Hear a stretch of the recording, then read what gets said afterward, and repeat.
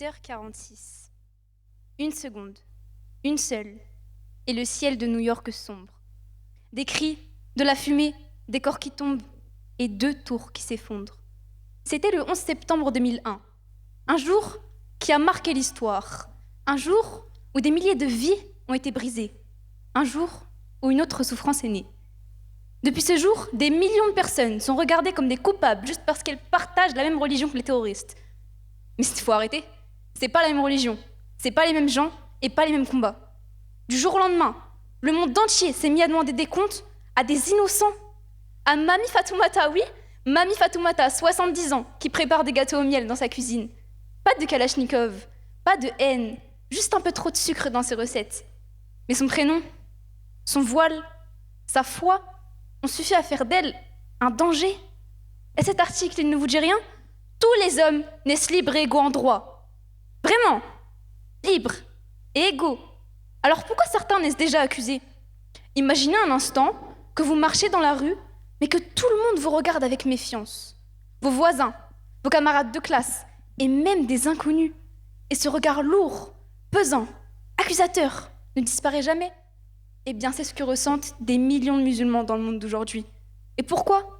Parce que les médias diffusent encore et encore une image fausse et injuste de l'islam. Une image qui crée des divisions et qui nourrit la haine. Aujourd'hui, cette islamophobie continue de faire des victimes. Et les musulmans sont vus comme des dangers et des étrangers dans leur propre pays. Depuis les attentats des Tours Jumelles en 2001, mais aussi ceux de novembre 2015 à Paris, les médias montrent trop souvent les musulmans sous un angle négatif. Et une étude de l'université de Georgetown datant de 2017 nous montre que 80% des sujets sur l'islam aux États-Unis parlent de violence ou de terrorisme. Mais est-ce juste? Non. La majorité des musulmans vivent dans la paix et rejettent toute forme de violence. Et pourtant, Fatima, traitée de terroriste dans la rue parce qu'elle portait un voile, ce passant ne la connaissait même pas, mais il avait vu des émissions et des titres qui disent encore et encore que l'islam est une menace. Je vous parle également des films et séries innocents au premier abord et qui pourtant jouent un rôle tout aussi important. Combien de fois voit-on les musulmans représentés comme des personnes violentes, des terroristes, des bandits, des voleurs? Très souvent. Et combien de fois les voit-on représentés comme des gens normaux, des mères, des voisins, des médecins? Rarement. Peut-être avez-vous déjà vu Iron Man, vous avez déjà vu Iron Man, où tout commence par un cliché, des hommes armés, barbus, dans une grotte, dans le désert, parlant arabe, l'image classique du musulman dangereux. Et pourtant on regarde, on s'habitue et on banalise. Mais avez-vous vu Malcolm X, où l'islam est un chemin de paix, de réflexion et de fraternité, où l'on y découvre un homme qui change, qui apprend et qui s'élève grâce à sa foi? Et là, l'islam n'est plus une menace, c'est une source d'humanité. Alors j'ai une petite question pour vous. Si vous étiez toujours présenté sous votre mauvais jour, comment vous sentiriez-vous?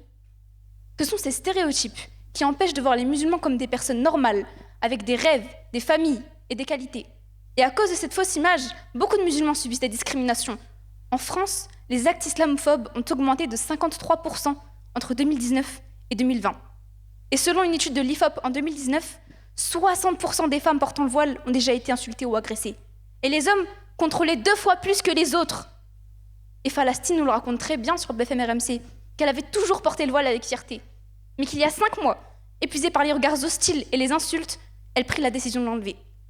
Savez-vous ce que cela fait d'être privée de liberté jusque dans la tenue? Dans le métro, dans la rue, les remarques et les jugements étaient devenus insupportables.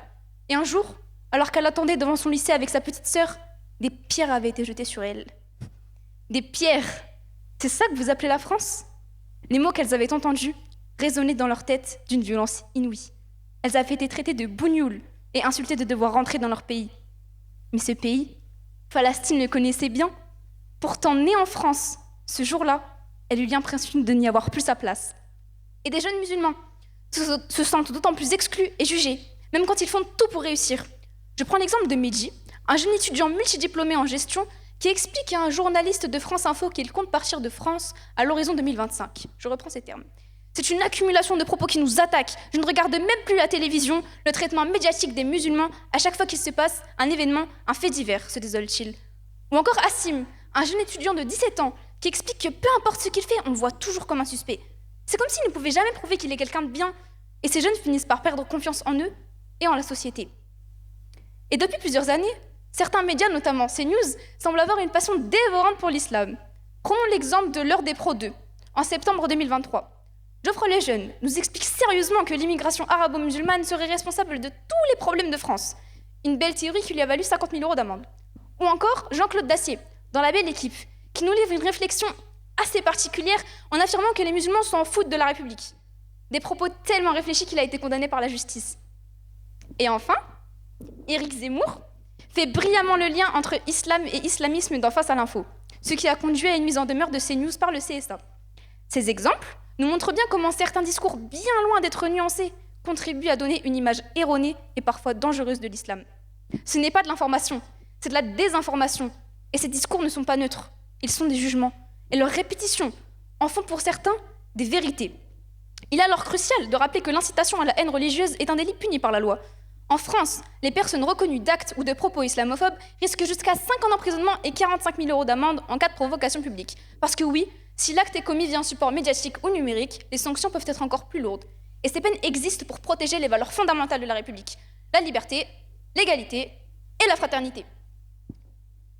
Les médias doivent comprendre que leur responsabilité dépasse la simple information. Ils créent en quelque sorte la société de demain. Être musulman aujourd'hui, c'est devoir vivre avec la peur du regard, la peur du rejet et parfois même la peur de la mort. Oui, il était tôt ce vendredi 25 avril 2025.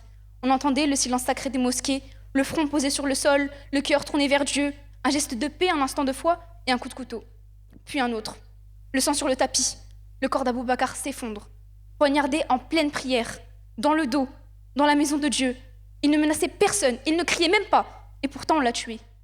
Parce qu'il était musulman, parce qu'il portait un prénom venu d'ailleurs, parce qu'il priait autrement.